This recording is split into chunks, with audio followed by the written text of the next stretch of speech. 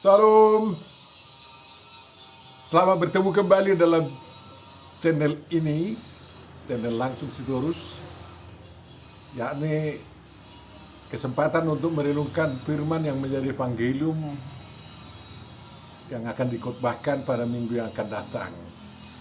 Sekarang kita akan merenungkan evangelium yang akan dikhotbahkan tanggal 2 Juli tahun 2023, minggu keempat setelah Trinitas. Dan saya ajak kembali Bapak Ibu Saudara untuk mengajak kawan-kawan kita mensubscribe video ini dan membagikannya, memperkayanya dengan memberikan pandangan atau pendapat-pendapat yang dapat membantu kawan kita semakin mendalami perikop ini. Terima kasih kepada yang sudah subscribe dan like-nya. Tuhan memberkati kita semua. Bapak Ibu Saudara, untuk memulai renungan kita, mari kita terima penyertaan dari Tuhan kita. Kiranya kasih karunia dari Allah Bapa dan kasih dalam Yesus Kristus dan persekutuan Roh Kudus menyertai kita semua. Amin. Bapak Ibu Saudara, firman yang akan kita renungkan itu diambil dari kitab Mazmur pasal 89 ayat 15 sampai 18 dalam terjemahan bahasa Indonesia. Mari kita baca bersama.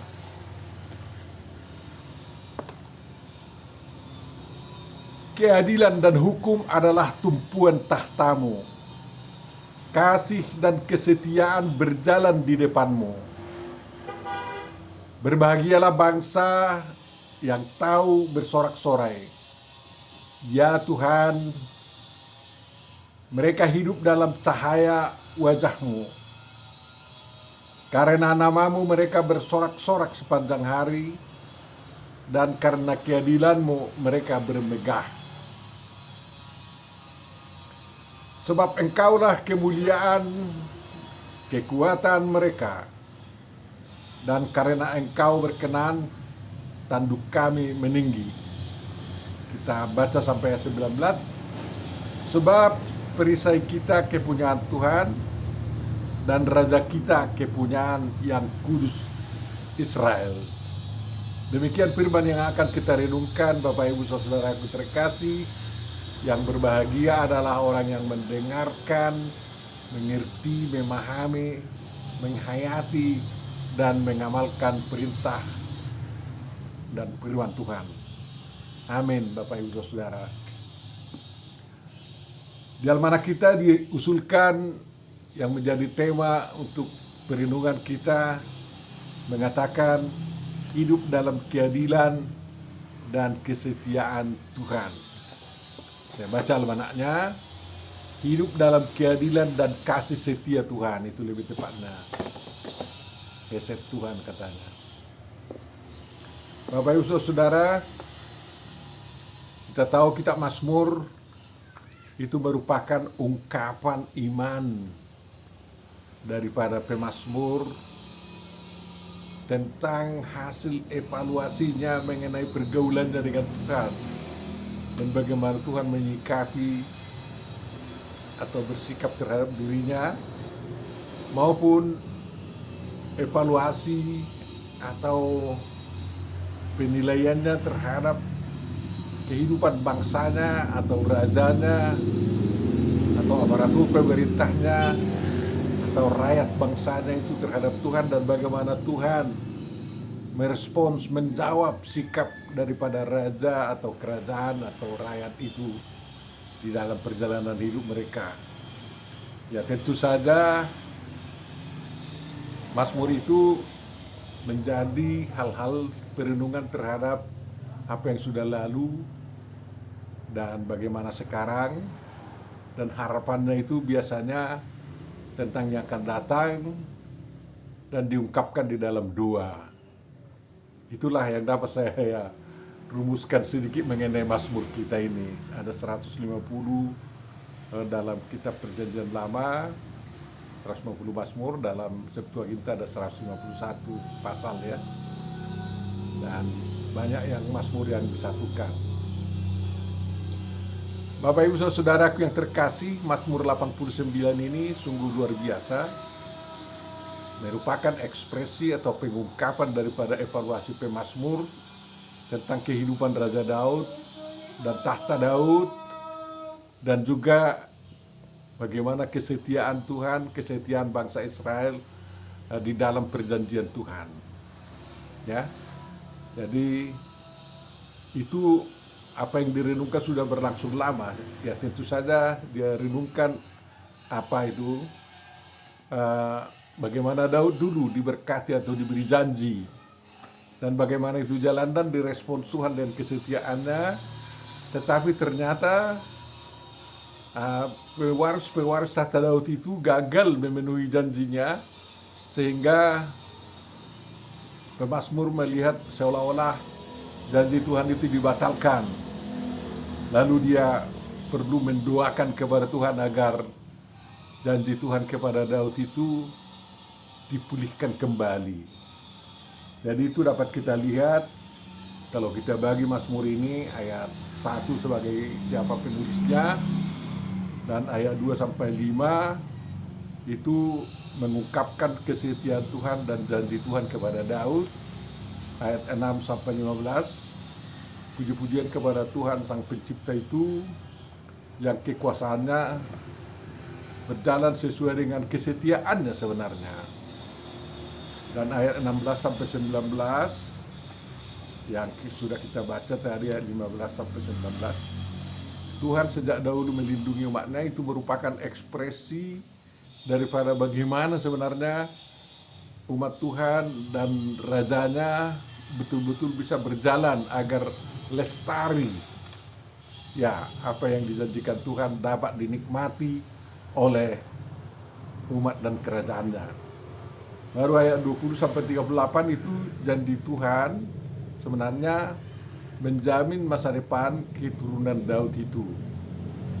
Dan janji Tuhan itu dapat kita baca dalam 2 Samuel 7 ayat 8 sampai 16 tentang tahta Daud yang tidak akan terhapuskan. Dan ayat 39 sampai 46 itu janji Tuhan dibatalkan. Itu karena apa? Ya. Jadi pemazmur ini sangat menunjukkan kekesalannya bahwa janji Tuhan yang pernah dikatakan itu akan berlaku selamanya menjadi batal. Atau kita katakanlah ditunda untuk sementara pemenuhannya. Karena apa? Karena kegagalan pewaris tahta Daud dan rakyat bangsa Israel, bangsa Yehuda memenuhi janji Tuhan itu. Padahal Tuhan selalu mencoba untuk setia di sana. Jadi kalau tidak ada gayung bersambut kan semuanya jadi berabe.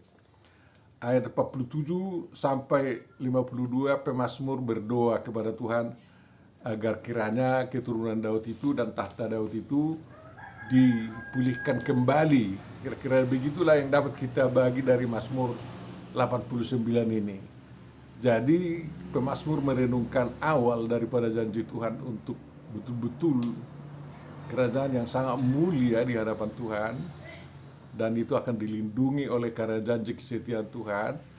Dan di tengah Mazmur ini yang menjadi renungan kita, pemazmur mengatakan bagaimana sebenarnya itu harus dipertahankan, ya, walaupun dengan bahasa kiasan atau ya perlu diterangkan apa maknanya, agar janji Tuhan itu tetap lestari dan Tuhan setia dalam janjinya, tidak menunda, tidak membatalkan. Dan barulah di bagian akhir ada analisa pemazmur tentang kegagalan daripada keturunan Daud, dan lalu Tuhan, ya kita katakanlah tidak membatalkan tapi menunda pemenuhan janjinya, sehingga Tuhan bekerja ekstra lagi untuk bagaimana dia caranya untuk memenuhi janjinya. Dan karena pemazmur menyadari itu, ya, pemazmur masih punya kesempatan menurut dia untuk berdoa kepada Tuhan agar eh, agar tahta Daud itu, keturunan Daud itu dipulihkan kembali, jangan hilang betul. Dan ternyata kalau kita analisa sejarah juga ya, apa yang dikumandangkan oleh atau dipaparkan oleh pemazmur ini mendapat pemenuhannya juga dalam Yesus Kristus nanti. Ya, selaku orang Kristen kita harus dapat katakan demikian.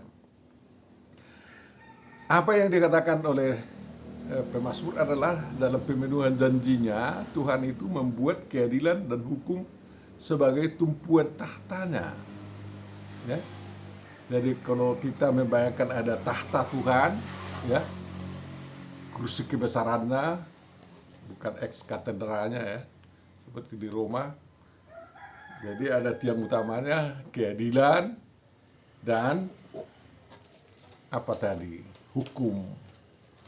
Itu bertautan satu sama lain.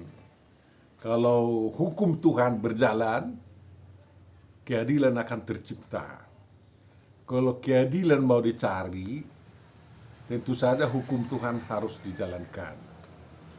Dan kalau ada 4 tiang tahta atau tiang tahta Tuhan itu bagaimana harus disambut dengan kesetiaan umatnya melakukan hukum Tuhan ya.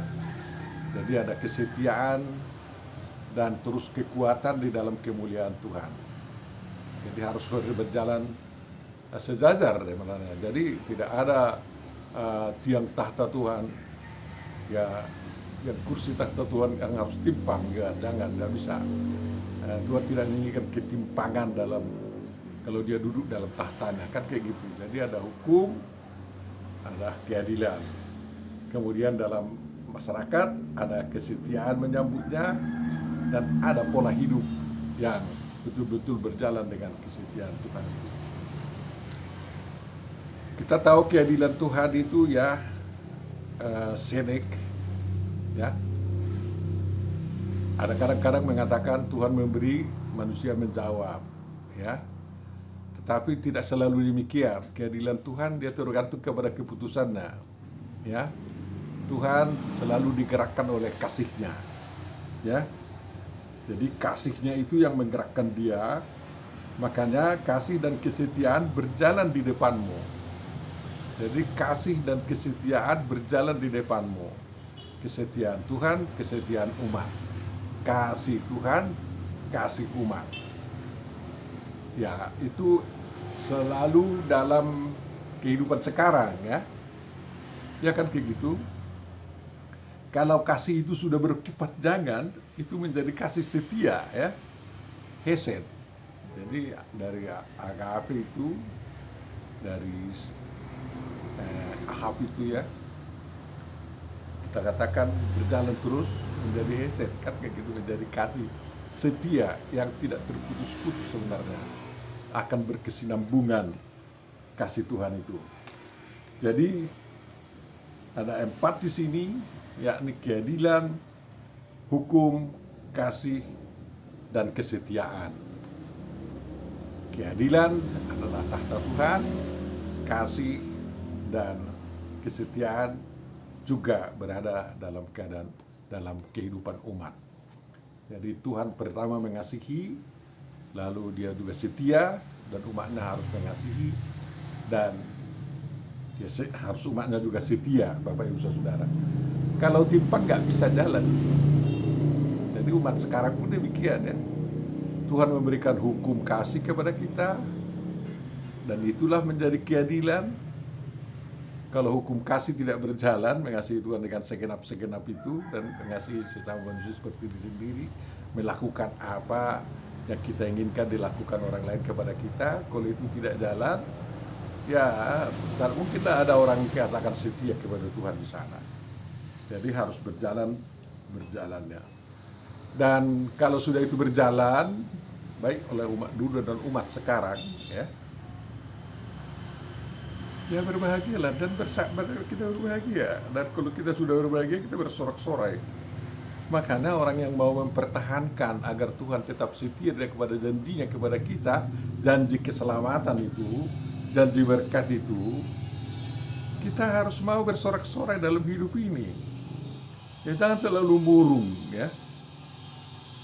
Kita harus tahu meneriakkan kebahagiaan kita agar dunia tahu bahwa mengikut Tuhan itu tidak sia-sia, tetapi mendapat kebahagiaan yang luar biasa yang dipenuhi dengan sukacita, penuh sorak-sorai, dan itulah yang harus diulup-ulupkan oleh umat Tuhan di dunia ini. Ya, karena apa? Kita hidup dalam cahaya wajah Tuhan. Jadi setiap minggu berkat dari berkat imam itu selalu kita terima. Tuhan menghadapkan wajahnya kepadamu agar sinar wajahnya memancar kepada kita. Dan kalau sinar wajah Tuhan itu memancar kepada kita, hidup kita akan penuh terang kebahagiaan, kan kayak gitu. Jadi bukan tanggung-tanggung. Jadi cahaya wajah Tuhan itu adalah bagaimana bersinar kehidupan manusia itu di dalam hukum dan keadilan Tuhan. Jadi hukum itu bukan hukum syariah yang mematikan, bukan. Tetapi hukum kasih. Kalau berjalan hukum kasih, siapa yang tidak berbahagia ya? Yang mau dihukum mati pun bisa dibatalkan hukum matinya, sehingga lalu berbahagia, tetapi disambut dengan pertobatan dan setia, kan begitu. Jadi nama Tuhan itu sebenarnya adalah nama yang penuh keadilan dan hukum, kan. Siapa nama Tuhan kita? Ya, Jehovah, Elohim, Yeshua, Hamasia, Ruach Hakadus. Itu nama Tuhan kita, kan kayak gitu. Nama Tuhan yang Maha Esa itu. Nah, jadi bukan ada 3 anak Tuhan kita. Dia juga Maha Esa, dan kita tahu dia bisa bergaul dengan kita sebagai Bapa, sebagai Firman atau anak Allah, dan juga sebagai Roh Kudus. Kan kayak gitu. Semua itu demi kemaslahatan umat manusia, demi ciptaannya juga, dan demi kemuliaan Tuhan dan hormat kepadanya. Harus itu, bukan hanya kita yang dipedulikan, Tuhan pun harus dipedulikan oleh umatnya, karena nama itu adalah Jehovah, ada senantiasa bersama kita. Itu artinya adil, ya. Yang membuat ada kita itu kan Jehovah. Elohim itu adalah awal dari kehidupan kita, awal dari segala sesuatunya yang ada pada kita. Dialah pencipta kita, kan, yang membuat kita ada. Baru Yeshua Hamasia itu, ya, firman yang telah diurapi menjadi keselamatan kita. Jadi dosa kita diampuni, hidup baru dianugerahkan, itu janji Tuhan, kan. Jadi makanya kita bermegah di dalamnya, kita bersorak-sorai di dalamnya. Kalau kita tidak bersukacita dengan mendengar nama Tuhan kita, berarti nama Tuhan kita tidak kita mengerti. Dan Ruach Hakadus, Roh Kudus itu, ya, selalu terus membimbing kita dalam kehidupan itu. Tetapi kita harus mau juga dibimbing, ya. Kalau tangan kita dipegang, ya jangan kita lepaskan. Kalau kita dituntun ke jalan lurus, ya jalan lurus lah, jangan belok kiri belok kanan, atau jangan melawan-lawan, kan kayak gitu. Jadi kerja Roh Kudus terus menuntun kita dalam kehidupan yang benar. Tentu saja kita harus mau dituntun dalam kehidupan yang benar, kan kayak gitu. Sehingga kita bisa bermegah dan kita mengatakan hidup kami adalah hidup yang benar, karena kami mampu mengasihi Tuhan dengan sesungguhnya, dan kami mampu mengasihi sesama kami seperti diri kami sendiri, dan kami mampu berbuat sesuatu yang diinginkan orang lain untuk dilakukan kepada kami, tentu saja perbuatan-perbuatan yang baik, kan kayak gitu. Itulah kebahagiaan kita, dan itulah yang harus kita sorak-soraikan dan sepanjang hidup kita.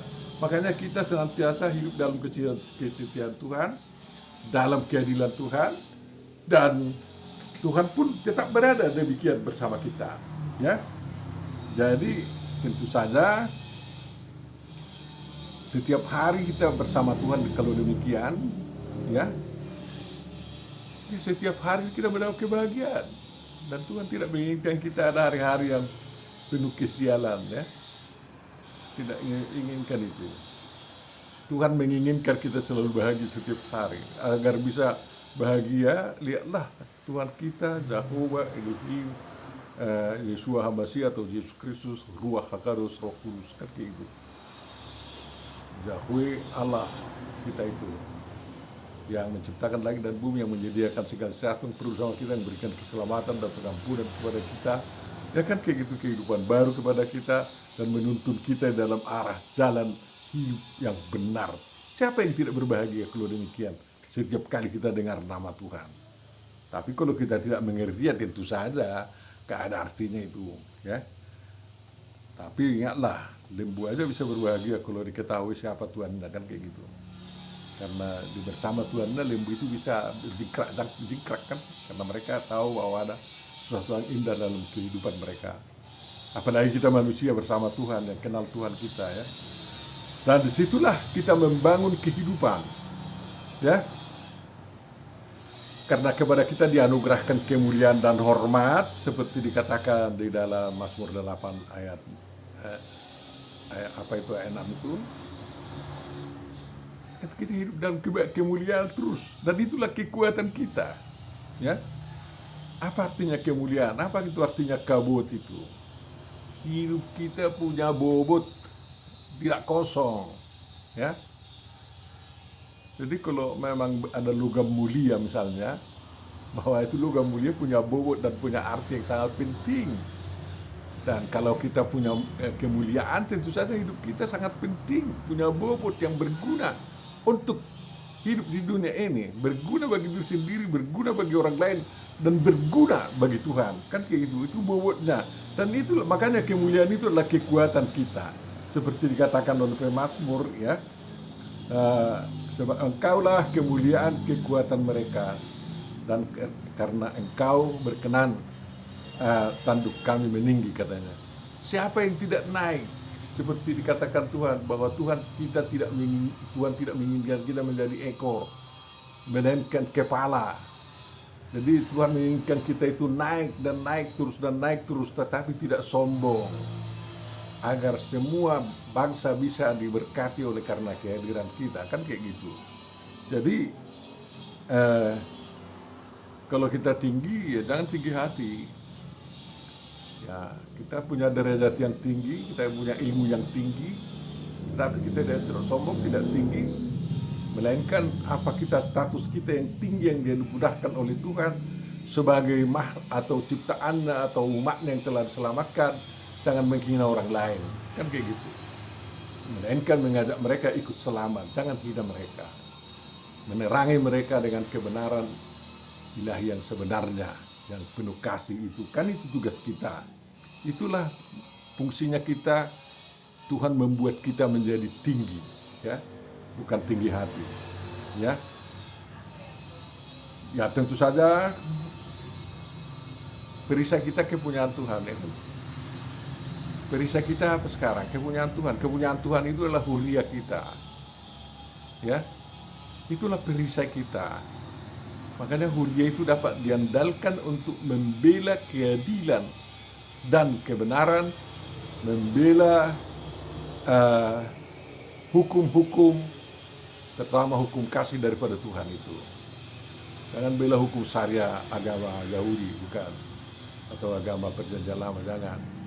Tapi itulah menjadi perisai kita, karena kita kepunyaan, ya, kepunyaan Tuhan.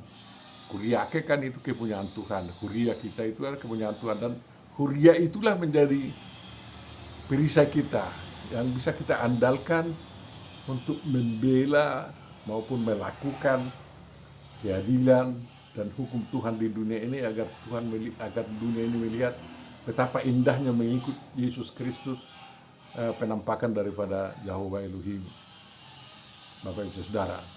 Dan dari situ akan lahir pelanjut waris tahta Daud, ya, yaitu raja kita atau pemimpin kita, menjadi pemimpin yang kesayangan Tuhan, yang dikatakan oleh pemazmur di sini dalam ayat 14, kepunyaan raja kita, kepunyaan yang kudus Israel. Jadi bukan hanya raja yang dilantik saja. Ya, di Inggris itu raja adalah pimpinan huria, pimpinan gereja. Tapi sangat disayangkan gereja Inggris itu sekarang semakin merosot. Saya kurang tahu entah apa alasannya. Mereka tidak bisa mempertahankan kehidupan gereja agar disenangi manusia, tetapi manusia semakin banyak yang menjadi ateis. Ya karena apa? Mereka tidak lagi mengandalkan huria dalam kehidupan bermasyarakat ini. Kita harus lakukan huria dapat diandalkan dalam kehidupan bermasyarakat untuk memperteguh kesatuan dan persatuan kita, untuk memperteguh kasih kita satu sama lain, dan untuk terus semakin giat membangun kemanusiaan di tengah-tengah kehidupan kita. Karena Tuhan menyertai kita. Tuhan Bapa Surgawi, terima kasih atas sapaan firman-Mu. Kiranya kami dapat akan semakin menghayatinya dan berikan pemahaman yang semakin mendalam kepada kami. Terima kasih Tuhan, Engkau lindungi bangsa kami, dan kami yakin Engkau melindungi bangsa kami melewati masa-masa tahun politik ini, dan sehingga bisa nanti terbentuk pemerintahan yang baru yang dapat menegakkan keadilan-Mu dan hukum-hukum-Mu, yakni hukum kasih yang engkau tanamkan kepada kehidupan berbangsa dan bernegara kami. Tuhan, sembuhkan kawan-kawan kami yang sakit, jauhkanlah bala, dan terima kasih bahwa pandemi COVID-19 itu telah berakhir, dan kiranya penduduk dunia jauh dari pandemi berikutnya. Terima kasih Bapa, dalam Yesus Kristus dengarkan dan kabulkanlah doa kami. Amin.